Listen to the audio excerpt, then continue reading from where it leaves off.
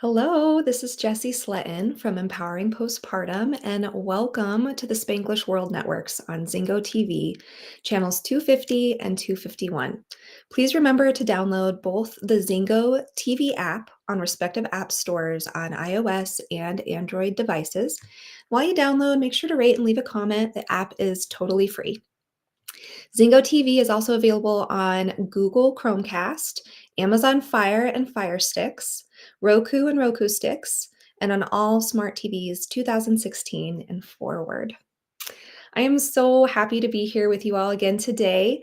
My name is Jessi Sletten again, and I am your postpartum empowerment coach, helping you feel confident, prepared, and holistically supported for your unique journey into parenthood. In today's episode of Empowering Postpartum, I want to talk about finding calm amidst the beautiful chaos of life with a newborn. And I'm sure as you're counting down the days, until you finally get to hold your beautiful baby in your arms instead of within your womb, and you're dreaming of settling into this role and this new life confidently, right? And feeling secure in who you are and how you move through this transition. And you might be picturing your day to day life with your newborn as blissful and simple. And yes, you know that there's going to be challenges and long nights and all these things, right? But you just imagine and envision yourself being in control of your space and your time and your parenting choices. And your hope is that you can gracefully adjust to life with a newborn while still maintaining and retaining this sense of self. I know that that's definitely how I had envisioned my first postpartum timeframe, my first, kind of just transition into my motherhood. But as I found out, and so many new parents do, the reality is that everything in our life changes, right? Birth and new parenthood is single-handedly like one of the biggest shifts and life-changing experiences that we can navigate, hands down. And there really isn't any aspect of our pre-pregnancy life that isn't touched or changed or influenced by our parenthood. And today I wanted to talk about one of the most common yet rarely discussed experiences that we as birth givers go through. And that is this unexpected feeling of grief or loss as we navigate this huge transition. And I'm not talking about physical loss. That's a whole nother topic when it comes to if, we do experience a child loss or something along those lines or a miscarriage. That's not what I'm talking about. I am talking about more of an emotional loss of our old life and some of the other things that we can experience when we transition into postpartum. And in fact, there are actually 6 common losses that many new parents experience in the postpartum timeframe. And those are the loss of self, the loss of voice, the loss of control, the loss of time, the loss of community, and the loss of world. And the really fascinating thing about these losses is that they mirror the losses of trauma. And so, those of us who walk with trauma stories, whether that's childhood trauma or trauma that we've experienced as adults, or even trauma that we've experienced in pregnancy, we have these experiences that we carry with us, right? And it's very common, research has shown that people who go through these traumatic experiences have these feelings of loss and grief from that traumatic event. And as I've talked about before in previous episodes, or if you follow me on Instagram or on any of my social networks, I am constantly talking about how, in many ways, birth is a trauma to our bodies, and it can be very emotionally traumatic as well, depending on how we birth, the birthing space, the supports or the lack of support that we have during the birthing process.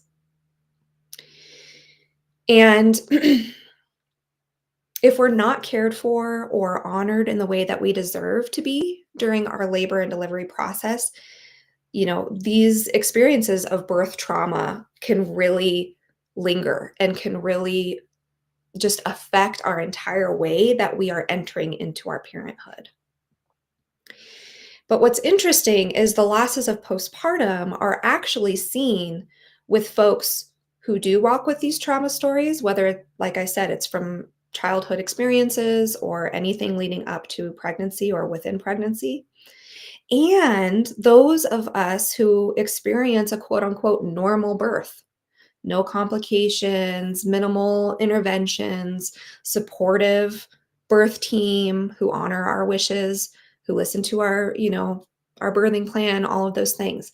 So we can see this experience of loss in the postpartum timeframe with both of these types of birthing experiences, those that have and walk with trauma stories and those who do not. And so while each of these losses are equally important and they are so interconnected, I really just want to focus on three particular losses today in this week's episode. And that's the loss of self, the loss of voice, and the loss of control. And I will be revisiting the remaining losses on another episode later on. So be sure to keep an eye out for that. And keep tuning in each week because at some point I am going to revisit these other three, and then we're going to talk about how they all interconnect and work together to really frame this time in our lives. But today we're just going to cover those three. So let's really dive into this, okay? And we're going to uncover this idea of loss of self first in postpartum. And this one is probably a more common one that we recognize or we can hear, but it might not be specifically talked to about, or talked about in this particular way, right? And it's really about when we go through birth and postpartum, I kind of talk about this a lot where it's this process of unbecoming who we were in our pre-pregnancy lives, right? And becoming who we are now. And I really want to focus while we're talking about these losses on not just the loss piece. It's super important that we are recognizing and allowing space for us to honor this grief that we hold and allow that some time and space for us to process. But there's also this overarching theme that I want you all to take away from for this episode, and that is hope in the strength of emotional resiliency and how we can work through this grief to come out on the other side with a stronger sense of connection to ourselves and to our new chapter of our lives. So I don't want this to be doom and gloom, right? We do need to talk about it. We do need to recognize the importance of it. But I want to highlight how to build this emotional resiliency so that we can move through this grief with grace and be able to honor and recognize it, but then move past it and not let it consume us. So, when we're talking about the loss of self, this makes a lot of sense that this happens, right? It is super easy to let this 24/7 baby care of a newborn just completely consume us, right? It is so much to have this brand new little human who can't do anything for themselves, right? They are completely dependent on their caregivers, their parents, to help them thrive, right? And we can experience sort of this hypervigilance. And I'm not talking about when it becomes problematic and more on the clinical, postpartum mood and anxiety disorders side, right? There's a difference between kind of this normal heightened hypervigilance, heightened for our baby, and like the extreme side when we are kind of getting into the territory of, postpartum OCD or postpartum anxiety that needs to be handled by a medical provider, right? So, we really just become kind of consumed by not wanting to put baby down, just wanting to hold them in our arms and take in that new baby smell and stare down at their beautiful, cute little faces and their little button noses, right? And we're just hooked on every movement, every little noise that they're making, right? And our brain is wired to react that way, right? Biologically. We have all this stuff going on internally that is making us react to our baby's needs, right? But it really can be a 24/7 care caretaking and caregiving experience. So we just become consumed by that. And naturally, as that's happening, we start letting our own needs and self-care fall by the wayside. And these can be in the simplest things, but some of the most foundational self-care pieces, like personal hygiene, like not showering and eating regularly like we should be, not resting and recovering as a priority during our postpartum timeframe. So, really, this is one experience of this loss of self. And then there's this other category that can happen, or both, where instead of being completely consumed by this, we often kind of feel like we're falling back, becoming invisible in our postpartum time frame. And this is kind of how our society is set up, right? Once baby arrives, we really just kind of become this extension to our baby, and we just become kind of this invisible piece of the puzzle. And we can really feel this shift in attention and care to the baby, which of course this is needed, right? Baby needs us. Baby needs to be cared for completely. But we start wondering, like, gosh, like, I'm here too. Hello. Like, people come over to visit. They want to see the baby right away. Let me see the baby. Let me hold the baby. How's the baby sleeping? How's the baby eating? How's breastfeeding going? Are they sleeping through the night? How's their temperament? It all becomes about baby, right? And so we kind of feel this shift in ourselves where we're like, well, what about me? How am I recovering? How am I adjusting to this new life, right? And you feel like this pressure then that you need to prioritize baby. It's expected then to prioritize baby over your own hopes and dreams and recovery and self care. And slowly we can start feeling like this resentment is building up from having no time for yourself and for your own interests and creative outlets and just time to be you, right? And then because of this resentment, we get into this cycle where we can start feeling these feelings of shame and guilt for being upset about this loss of freedom. Of course, there's this loss of freedom. I'm expected to sacrifice everything on behalf of my baby, right? I see this, and it's one of the trends that I really hate. And I did a whole reel on this a while back where it's like, it's not my time. And this was a very popular thing that was going around where it was just like, it's not my time for me, for my dreams and my hopes and my aspirations. Like right now, it's about my baby. And while there's some truth to that, I think it's a very toxic and dangerous mindset to drift into when that becomes the full picture, right? And then this is when it creates those internalizing feelings of maybe I'm just being selfish. What's wrong with me? Like, I should be loving being a mom. This is what I've always wanted, right? This is my job now. This is who I am. I am mom.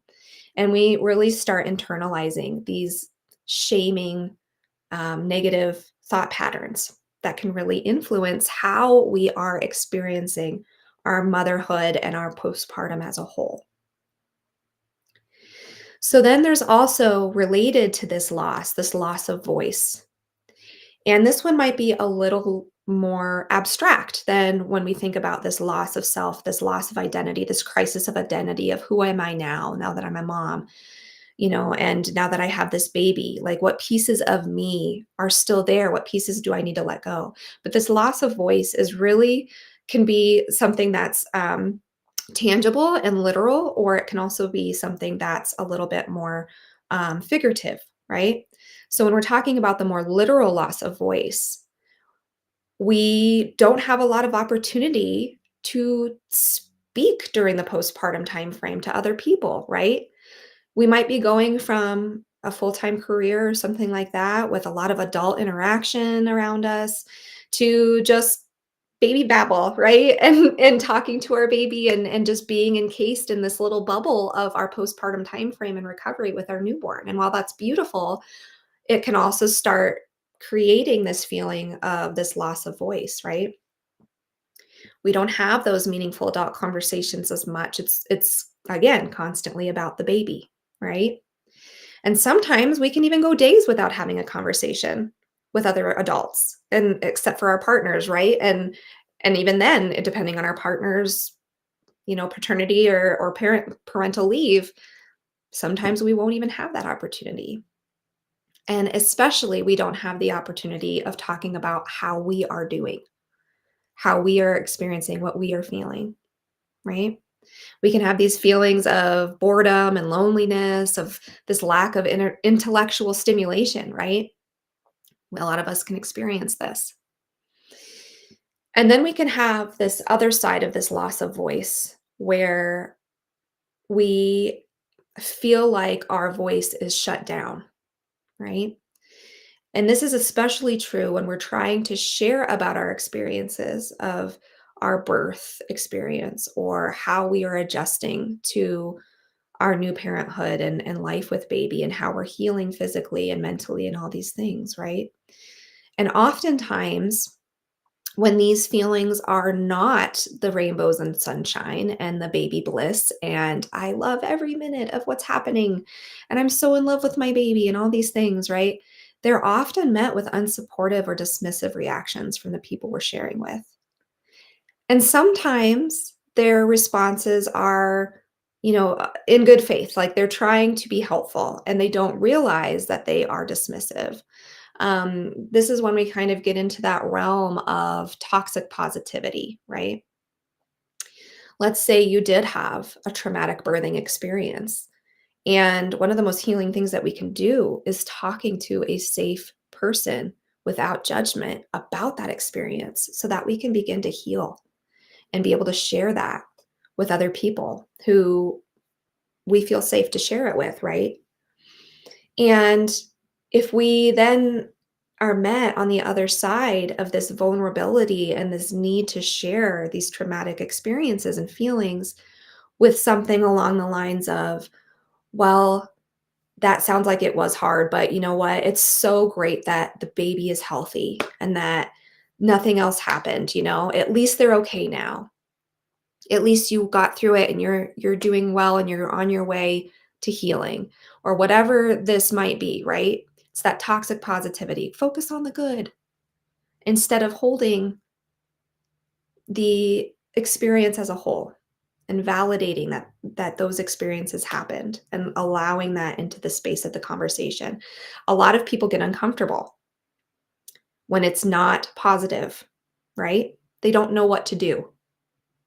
They don't know what to do with these feelings that you're sharing with them. And so instead of providing this empathy that we so desperately need, we're met with more of these sympathetic reactions, right? When what we really need is somebody to sit beside us and hold us physically, maybe, or just emotionally and say, "This is so hard. You're right. And I'm here. I'm here to hold that for a little bit for you." Right? Or we hear things like, "Well, what did you expect with a baby?" "Oh, well, just wait. It gets harder when they become toddlers." Or, "Oh, you think you're not sleeping now? Wait until the regression stages come." Right? So it's kind of like these things where we're getting shut down. Our voice is not being allowed to be heard in the way we need it to be. And so this leads us to feeling unsafe about sharing our experiences. Oh, it must just be me. Like I just suck at being a mom, right? Like I'm not doing this well. Like what's wrong with me? And it can become very difficult to process and heal this trauma because that is not a space that's open to us, right? And it becomes agonizing when we can't process or move through what has happened. And it really takes away that coping strategy, that outlet of being able to share a full story. So we've covered the loss of self and the loss of voice. And you can probably see, but I'll bridge this gap between the loss of self and the loss of voice, where how they're so interconnected, right? So if we can't speak our truth about us as a human being, our experiences, or we have nowhere to share that, then we continue to have this loss and grief of who am I am. I'm not important in my own right, right? It's just about how the baby is doing. So they feed into one another. But this last loss that I want to talk about is the loss of control. And this one is one that I think takes so many of us off guard when we become a parent. And this was one that really I struggled with my first birth and my first postpartum experience. Because the reality and the truth is that we lose control in many ways to the chaos of newborn life, right? We don't have control in certain aspects over how our baby sleeps, right? The feeding journey, how difficult or easy it comes to us, whether we're chest feeding or we're bottle feeding or we're choosing to pump or we have to pump. We have all these challenges that crop up. We have no control over how that journey begins, even though we've been set up to believe this is a natural, beautiful process. And it's just you are going to settle into it naturally, right? Or we're going to have this mystical, just like mommy sense that's just going to snap into place. Our intuition is just going to instantly click, right? And while that might be true for some people, it's not true for everyone. And so we feel this loss. We feel out of control when we're in this newborn phase, right? And it's feeling chaotic and it's scary. And you have these thoughts of, and these pressures around us, around society. Oh my gosh, if I let the baby cry, I'm going to be somehow damaging them, or if I don't respond to every single thing, something bad's going to happen. And we kind of just feel out of control. We feel like our newborn and our postpartum is leading us instead of us being in the driver's seat, right? And then that's another opportunity for resentment to start building because we feel this loss of autonomy over your own body. We feel this inability to meet our own basic needs because we're constantly reacting to what our baby needs, right? And so then there becomes more of this shame and this guilt cycle that begins building into our experience in postpartum. And what's really important is we need to be able to take back that control and to be able to feel like we do have this ability to empower ourselves to find control where we can, right? And that's when we really can start feeling like we're reclaiming this time. So there's little things, feeling like you can give yourself permission to go to the bathroom for 2 minutes and the baby will be okay if you have to put them down somewhere safe and they're crying for a few minutes. Yes, you don't have to be nap trapped for 5 hours, and never use the bathroom, right? Like it's these small little incremental things that can start giving us that power back, right? Where we don't feel like we have no control over how we are processing this experience or navigating through this journey. It's all about finding that balance between your needs and your baby's needs. And sometimes it's kind of like it's not really a true balance, right? There's going to be times where a baby's going to need you more. And this is when you're going to need to really rely on your support systems, right? And then there's times where baby's doing fine and you can start really pouring into yourself more, right? And so it's just this, it's figuring out how and when to do these things and really taking these breaks, these prioritizing your self care and doing all of these things that are so important. So even though, these losses are common, and part of the reason why I wanted to cover this in today's episode is to really start normalizing these experiences and bringing them to the forefront so that we can prepare ourselves, right, ahead of time. But that's the key here, right? It's expected and normal change for this life altering experience, but we don't discuss them enough.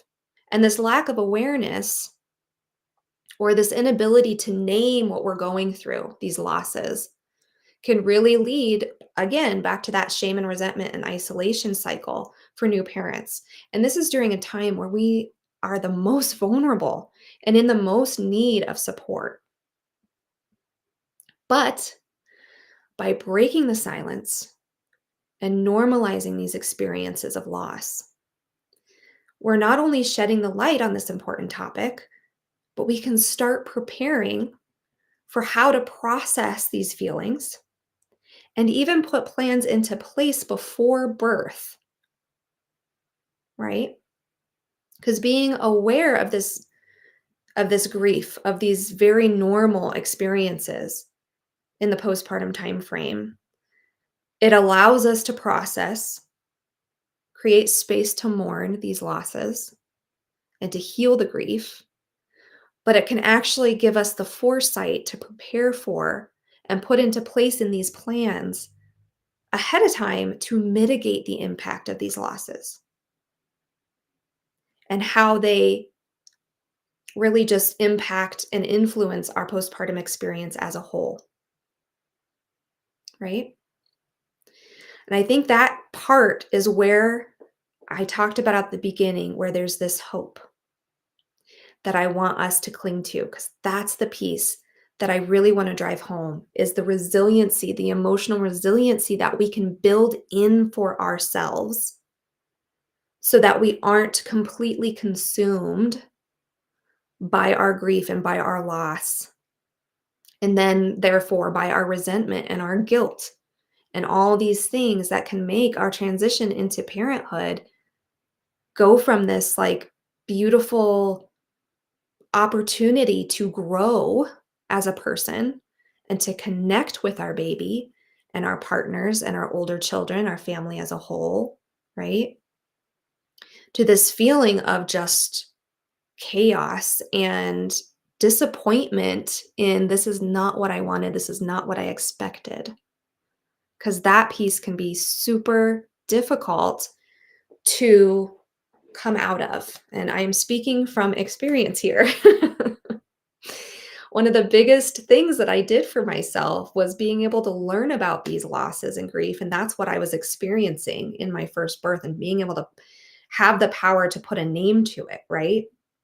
And then to figure out what do I need to do for my second postpartum experience to help really protect myself against some of these feelings, right? And then also at the same time recognize that it's very normal to feel this sense of loss at the same time and create that space and find those safe places to talk about those experiences where they are validated without judgment and where I can say all of the things that I'm feeling and experiencing in postpartum without feeling like, oh God, what are they going to think when I say this?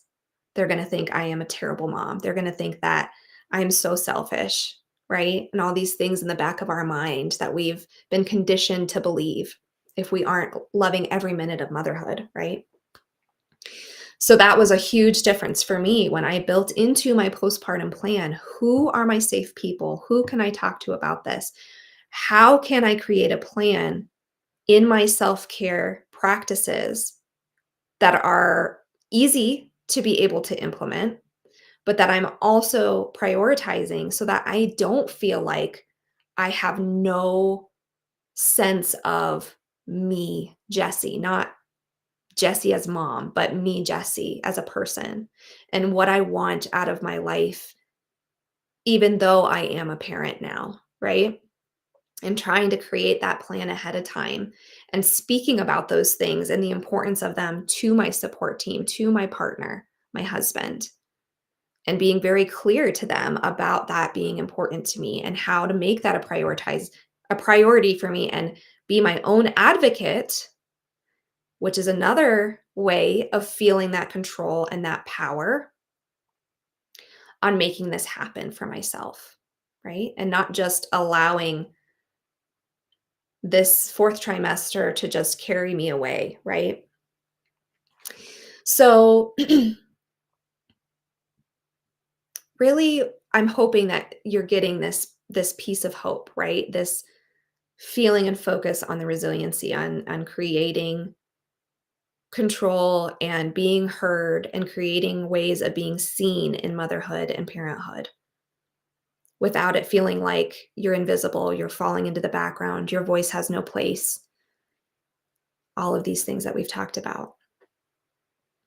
And the biggest key is having the guidance in creating these plans and having the support in sharing and processing these feelings of loss, all of them that come with new parenthood.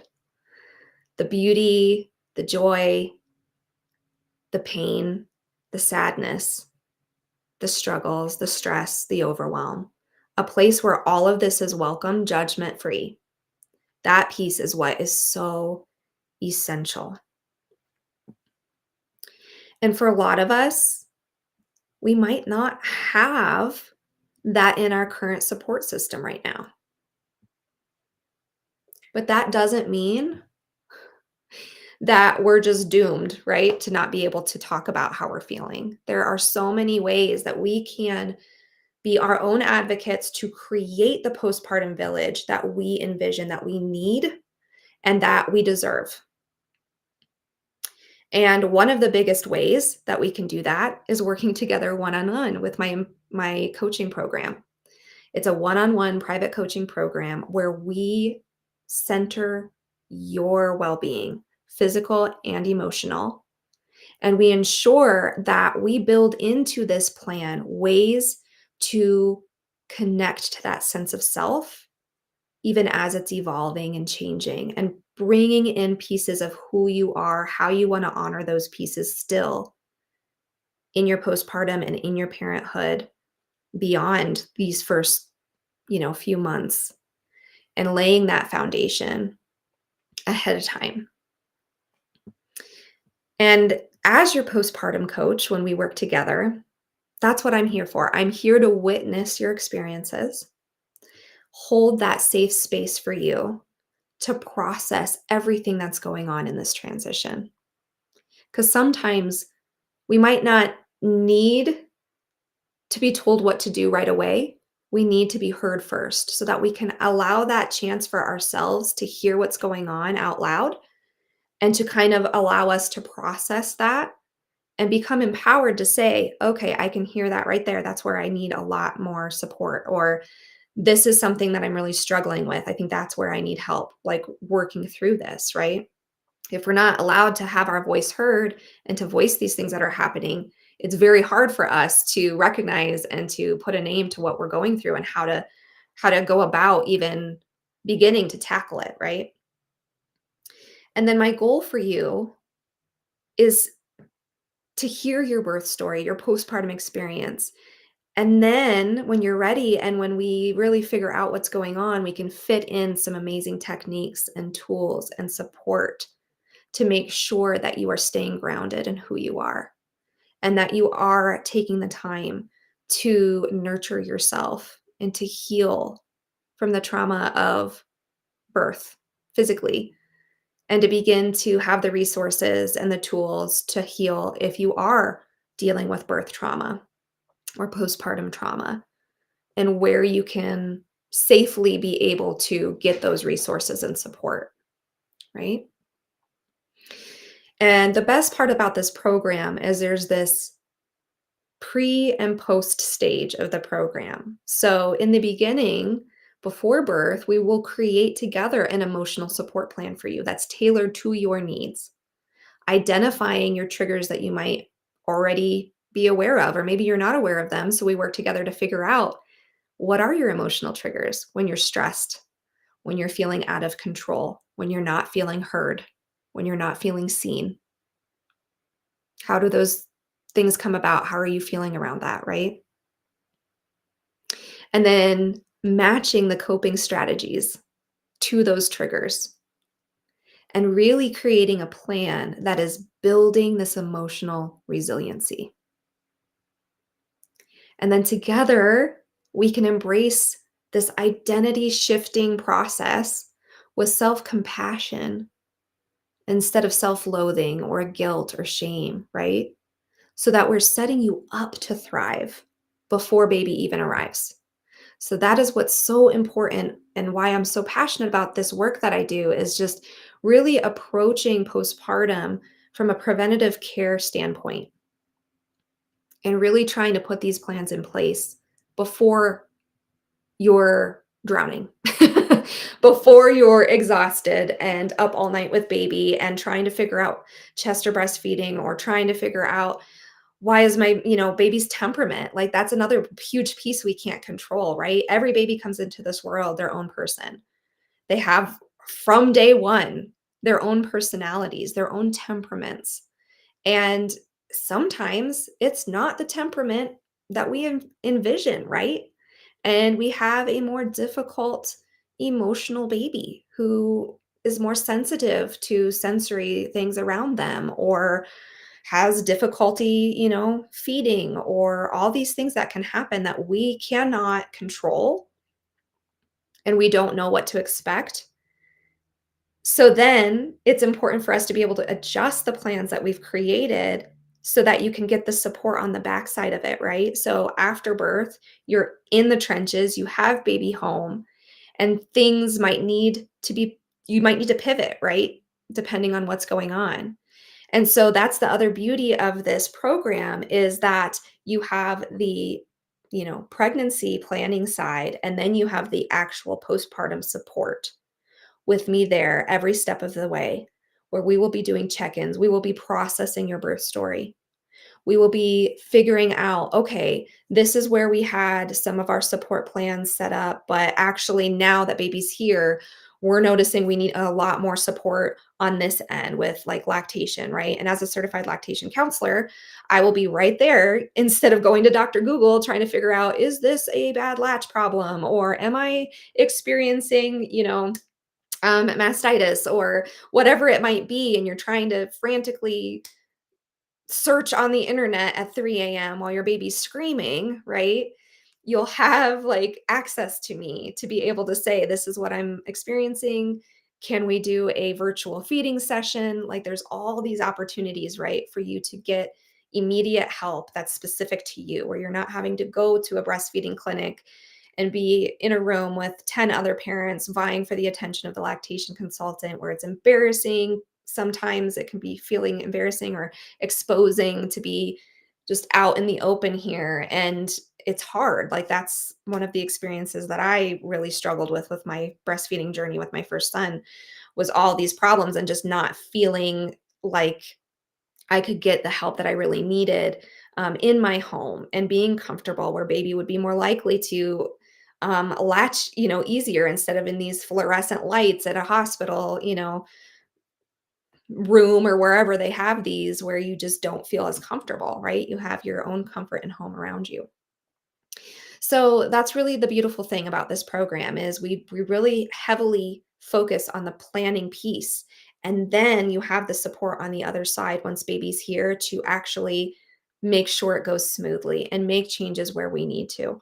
And having this space that is safe to talk about how you are feeling and what is going on in your life and not just about baby, it's about you, the birth giver. Because when you are feeling supported, body, mind, and soul, and you are feeling centered and nourished and seen and heard and in control of certain aspects of your life during the postpartum time frame, that is when we move out of this concept of barely surviving postpartum in the fourth trimester and being able to fully embrace it and immerse yourself and be able to thrive even when things are hard and challenging, right? You're able to have that emotional resiliency built, that strength to be able to navigate and move through those challenging periods. And I think that's the most important piece because I'm not going to sit here and tell you work with me and postpartum will be perfect. There will be no problems. Like that's just not realistic, right? But it's having the support of working through those problems that makes such a difference. You don't have to do this alone. We have to stop accepting that we are on our own. I know that in this day and age, we don't have for many of us, a built-in village, right? We just don't. We've lost that in our culture.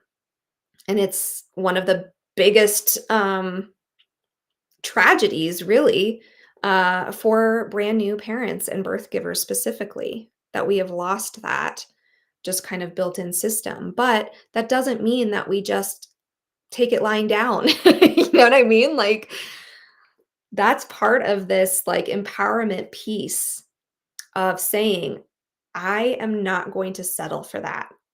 I know that I deserve more. My baby deserves more of me and my presence, where I feel energized and I feel centered enough to give to my baby and to connect deeply. A lot of times when we have these struggles of connecting and bonding with our baby right away, which is very common, by the way, and we do not talk about that very much at all. So then we have even more shame and guilt when we're like, why am I not just instantly falling in love with this baby? I love my baby and I'm doing everything. I'm making sure their needs are met and everything. But sometimes it just takes longer for that connection to happen. But a big barrier to that is this piece we're talking about, is when we're not caring for ourselves, when we are not being nurtured and supported, when our voice is not having any space to be heard and our experiences aren't being held and validated, right? So then that drains us, and it doesn't leave anything emotionally available left to be able to bridge this connection with our baby and with our partners and with our older children, right? And it's important because while we're experiencing this postpartum experience and it's very much physical, emotional, and mental for us, it's important to keep in mind still that our partners and our older children are experiencing their own version of postpartum, right?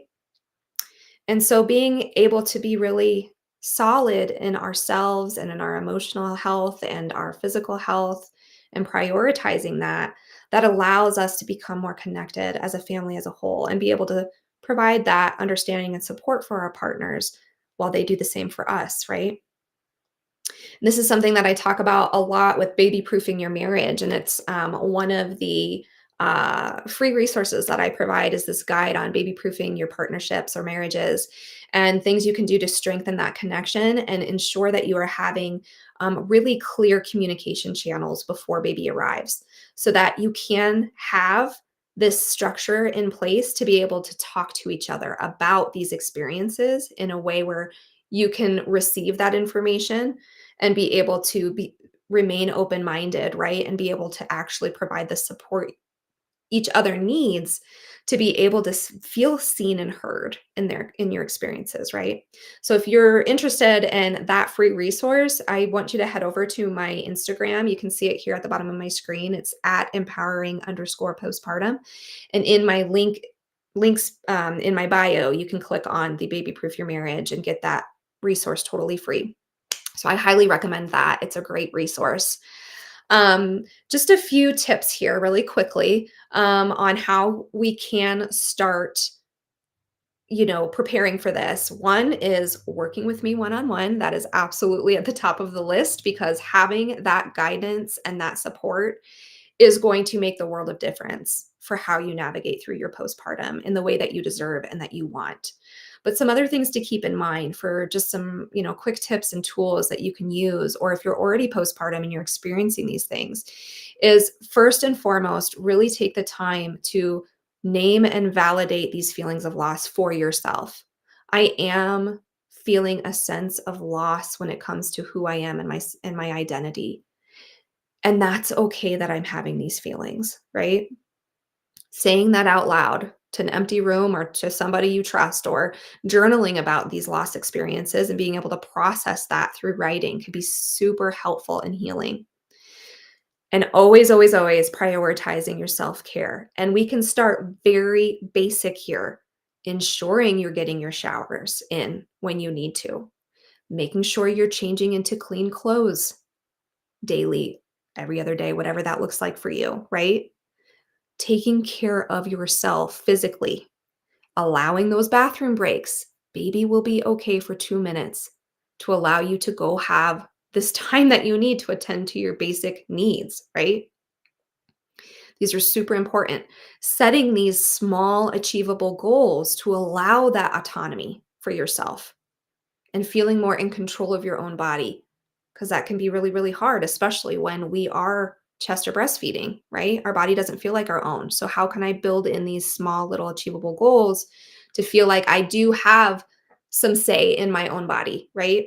When I can hold baby, or when it's okay for me to say I need somebody else to take the baby so I can have my body back to myself for a minute, right?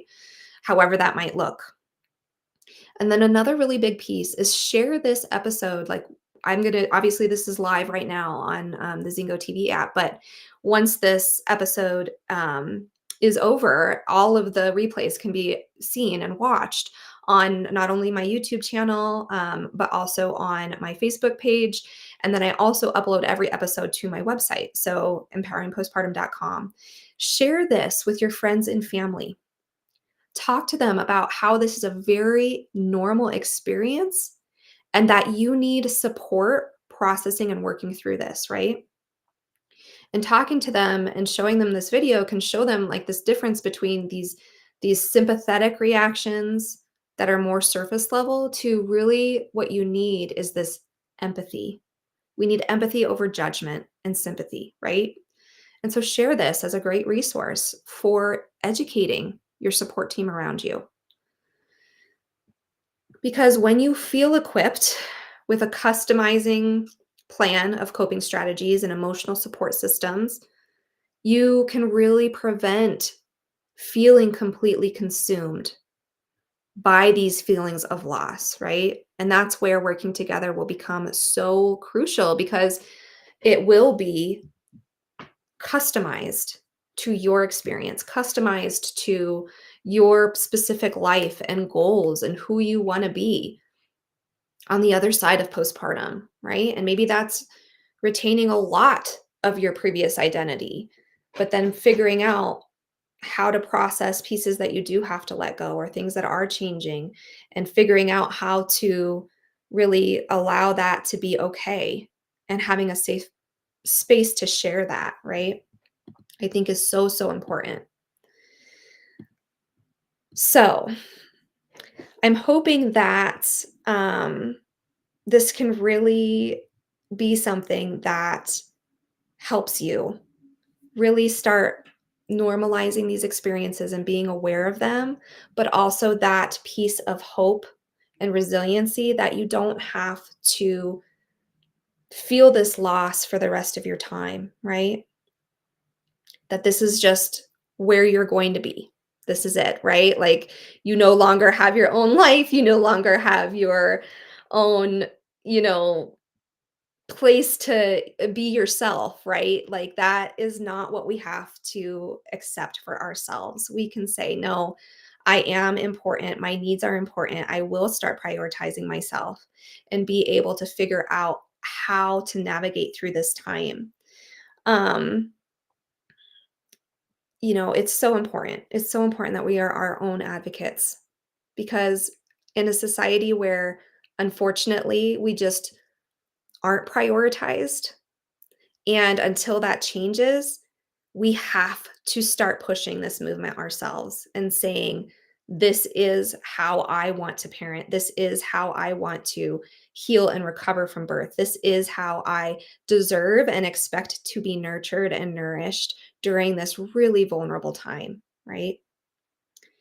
So, this is a really important piece. I did see one question come in here live about talking about a one sided relationship. And this is a really common and difficult thing to navigate, right? And I really want to recommend um, downloading that free guide that I talked about because it has really great opportunities and resources talking about how you can start these conversations in a way where your partner will hopefully be able to listen to them because it all starts with being vulnerable and talking about how we're feeling, right? How we're not feeling the support that we need to be able to enter parenthood together, right? As a team, because it is a partnership and how it's so common for us to feel like we have a default parent and somebody who just kind of is there to support, but they don't really pull the same type of weight, right? Where we talk about the mental load of motherhood, right? And these things that we struggle with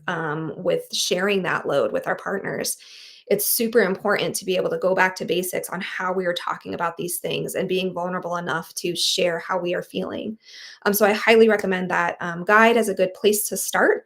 And then really just working on that communication piece is so huge. And then, advocating for here is actually what I need. This is how you can support me and being very clear in that. So it's really important to just, you know, kind of think about all these things ahead of time. That's what I'm always trying to advocate is really approaching this from a preventative standpoint, right?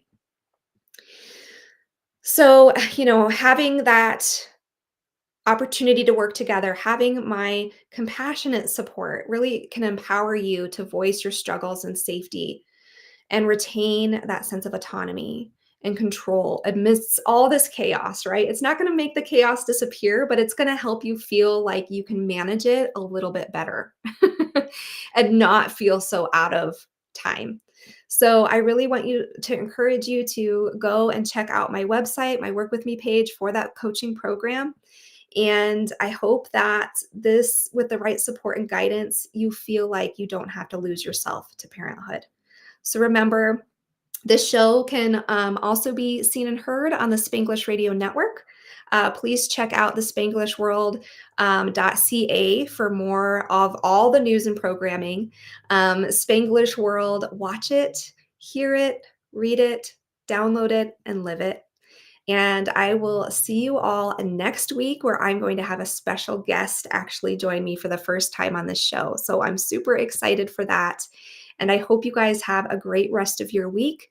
And remember, there's always hope. There's hope, and